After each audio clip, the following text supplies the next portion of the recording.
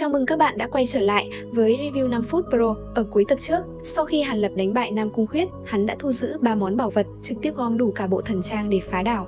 Món thứ nhất, ma khí huyết ma kiếm. Uy lực của thanh tà kiếm này vô cùng kinh người. Nam Cung Uyển lo ngại sư tỷ sẽ dùng nó để gây bất lợi cho Hàn Lập nên đã chủ động giao bảo vật này cho hắn cất giữ.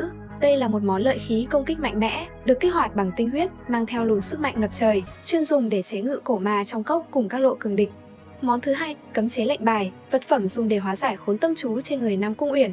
Món thứ ba là một trong 2 chiếc nhẫn của Lưỡng Nghi Hoàn. Hàn Lập vô tình phát hiện ra vật này trong lúc tìm kiếm cấm chế lệnh bài. Vì thấy món đồ này trông rất giống chiếc nhẫn mà hắn từng có được trước đó, nên hắn đã tiện tay mang đi.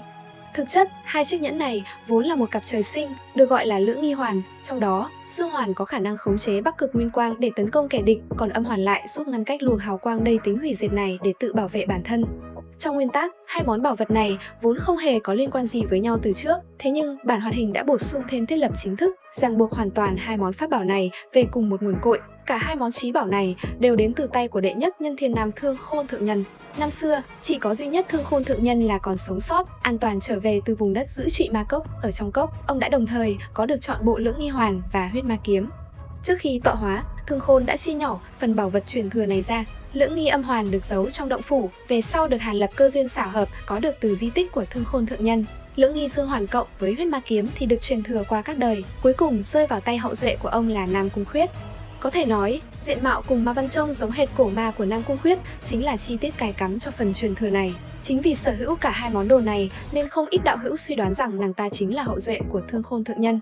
Bởi năm xưa, Thương Khôn Thượng Nhân từng nắm giữ âm hoàn, để rồi cuối cùng bị cổ ma chiếm lấy thân xác. Giả thuyết này giải thích hợp lý cho nguồn gốc của huyết ma kiếm và dương hoàn. Việc thu thập đủ Lưỡng Nghi Âm Dương Hoàn và thu phục huyết ma kiếm chính là vốn liếng cốt lõi giúp Hàn Lập có thể tung hoành khắp trụy ma cốc. Công dụng của 2 món pháp bảo này bổ trợ cho nhau một cách cực hạn, thiếu một cũng không được. Lưỡng Nghi Hoàn là thần khí giữ mạng, chuyên khắc chế các loại cấm chế mang tính hủy diệt trong trụy ma cốc như Bắc Cực Nguyên Quang, đóng vai trò là tấm vé thông hành duy nhất để đi sâu vào trong cốc. Mặc dù vậy, Hàn Lập chưa từng sử dụng đồng thời cả 2 món pháp bảo này bởi vì thuộc tính của 2 thứ hoàn toàn xung khắc với nhau. Lưỡng Nghi Hoàn giúp thanh hóa sát khí, ổn định tâm thần, trong khi huyết ma kiếm lại gây ảnh hưởng mạnh đến tâm trí, dễ sinh tâm ma. Nếu sử dụng cùng một lúc, 2 luồng sức mạnh sẽ xung đột dữ dội, dễ dẫn đến việc phản phệ. Chuyển cảnh đến con hỏa mãng trong trailer, đây chắc chắn không phải linh thú thông thường mà được ngưng tụ từ linh tính của thiên địa hỏa diễm. Chủ nhân của nó là Khấu Diệu, một pháp sĩ Nguyên Anh sơ kỳ của tộc Mộ Lan. Khi nhạc thượng sư từ trên trời giáng xuống, nhóm người Khấu Diệu liền vội vã cúi mình hành lễ. Trọng thần sư, một Mộ Lan thần sư thuộc Nguyên Anh hậu kỳ cũng đã đến. Thuật pháp ông ta thi triển chính là xúc địa thuật. Độn thuật này có tốc độ cực nhanh, có thể sánh ngang với thuật dịch chuyển không gian. Bọn họ tập hợp lại một chỗ để thương thảo đại kế tấn công Thiên Nam. Cùng lúc đó, Ngô Bằng đang ở Điền Thiên Thành cũng phát ra hiệu lệnh, nghiêm lệnh truyền tới tiền tuyến cho Bạch Vân Hạc, trưởng lão phải dốc sức trấn thủ Thiên Thai Cốc, nếu không Hoàng Long Sơn sẽ lập tức rơi vào thế ngàn cân treo sợi tóc. Về phía đôi tình nhân Hàn Lập và Nam Cung Uyển, sau khi rời khỏi Yểm Nguyệt Tông, cả hai lập tức lên đường tìm gặp nhóm người Tống Mông. Bởi lẽ nhóm Tống Mông đang ở nơi tiền tuyến chiến hỏa, luôn phải đối mặt với hiểm nguy dập dình từng giây từng phút. Tình nghĩa đồng môn giữa Hàn Lập và nhóm người Tống Mông vốn vô cùng sâu đậm, hắn tự nhiên không thể khoanh tay đứng nhìn. Sau đó, họ muốn giúp nhóm Tống Mông hoàn thành sứ mệnh lần này, sau đó đưa họ rời khỏi tiền tuyến hỗn loạn để về Lạc Vân Tông lánh nạn. Nghe tin Hàn Lập đã giành được Nam Cung Uyển trở về, nhóm Tống Mông ai nấy đều vô cùng kinh ngạc, không dám tin vào tai mình. Ban đầu họ cứ ngỡ Hàn Lập chỉ đến nghe ngóng tình hình, nào ngờ hắn lại trực tiếp đón luôn người đẹp về tay. Dù vậy, họ vẫn vô cùng vui mừng thay cho Hàn Lập, bởi lẽ Hàn Lập xưa nay vốn luôn đơn độc một mình, nay đã có Nam Cung Uyển kề vai sát cánh. Trên con đường tu tiên dài đằng đẵng phía trước, hắn sẽ không còn phải lầm lũi chịu đựng nỗi cô đơn nữa. Trong quá trình tìm kiếm những người sống sót, vợ chồng Hàn Lập vô tình phát hiện ra hắc bào nhân đang ẩn náu dưới lòng đất. Những kẻ này đang vận hành trận pháp để thu thập tàn hồn xung quanh, nhìn qua là biết ngay không phải hạng người thiện lương. Không nói hai lời, Hàn Lập trực tiếp phá hủy trận pháp, bắt giữ bọn chúng rồi thi triển sư hồn thuật để tra hỏi lai lịch. Nhờ đó, hắn biết được nhóm người này đến từ Âm La Tông của Đại Tấn. Để thu gom một lượng lớn tàn hồn, phục vụ mưu đồ riêng, chúng đã âm thầm tiếp tay cho bộ tộc Mộ Lan xâm lược Thiên Nam. Phân cảnh này không chỉ mở ra nhiều manh mối quan trọng mà còn mang đến những khoảnh khắc ấm áp hiếm hoi trên con đường tu tiên đầy rẫy gian nan. Một phía là tình nghĩa đồng môn sâu nặng, Hàn Lập không quên sự an nguy của 3 người Tống Mông, dốc hết tâm lực muốn bảo toàn cho họ. Thế giới tu chân vốn lạnh lùng, tàn khốc bỗng chốc trở nên ấm áp tình người.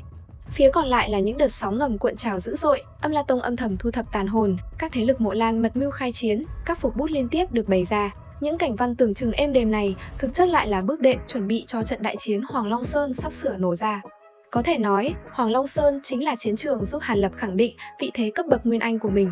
Các sự kiện ở tiền tuyến diễn ra dồn dập, thử thách sau lại càng hung hiểm hơn thử thách trước. Đầu tiên là ra tay hạ gục gọn gàng Ma Tu Thiên Khốc, tiếp theo là trừ khử nội gián Cốc Song Bồ, nhờ vào thần thức siêu cường vượt xa các tu sĩ đồng giai. Hàn Lập đã nghe lén được việc Cốc Song Bồ, một tu sĩ Nguyên Anh của Ngự Linh Tông đang cấu kết mật thiết với người Mộ Lan. Lập mưu kế trong ứng ngoại hợp để phá hủy đại trận, Hàn Lập liền liên kết với các tu sĩ Nguyên Anh khác để mai phục. Cốc Song Bồ dù đã nhập hồn vào linh xà, giúp tu vi bạo tăng lên đến Nguyên Anh trung kỳ, nhưng vẫn bị Hàn Lập phối hợp sử dụng băng diễm và thần lôi đánh bại tại chỗ, nhổ tận gốc mối họa ngầm lớn nhất của phòng tuyến.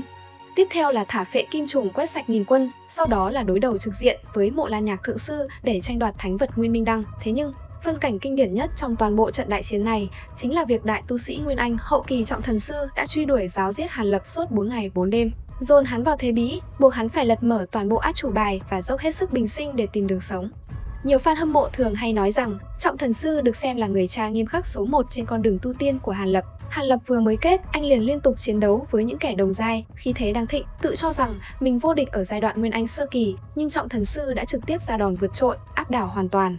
Ông truy đuổi suốt 4 ngày 4 đêm không ngừng nghỉ, buộc Hàn Lập phải tiêu hao nguyên khí, dốc cạn mọi quân bài tẩy, liên tục đối diện với làn danh sinh tử dập dình. Trận chiến này đã mài giũa hoàn toàn sự kiêu ngạo của hắn và củng cố lại bản tâm cẩn trọng vốn có. Phía đối thủ vốn dĩ đã có cơ hội hạ gục Hàn Lập, nhưng chỉ vì chiến sự ở tiền tuyến khẩn cấp nên mới đành từ bỏ. Sau chuyện đó, ông còn khen ngợi công khai trước mặt mọi người rằng độn thuật của Hàn Lập có thể sánh ngang với Nguyên Anh trung kỳ, trực tiếp giúp danh tiếng của Hàn Lập vang dội khắp thiên nam. Trước thì rèn giũa đầy khắc nghiệt, sau lại công nhận trước bản dân thiên hạ sự chỉ dạy thực chiến ra trò này. Hèn gì khán giả đều nói đùa rằng Trọng Thần Sư chính là người cha nghiêm khắc của Hàn Lập. Sau trận chiến này, cái tên Hàn Lập chính thức vang danh khắp chốn thiên nam. Video đến đây cũng dài rồi, nhớ ấn đăng ký kênh YouTube Review 5 phút Pro, mình sẽ kể tiếp những tình tiết hấp dẫn sắp tới nha. Bây giờ thì xin chào và hẹn gặp lại các bạn.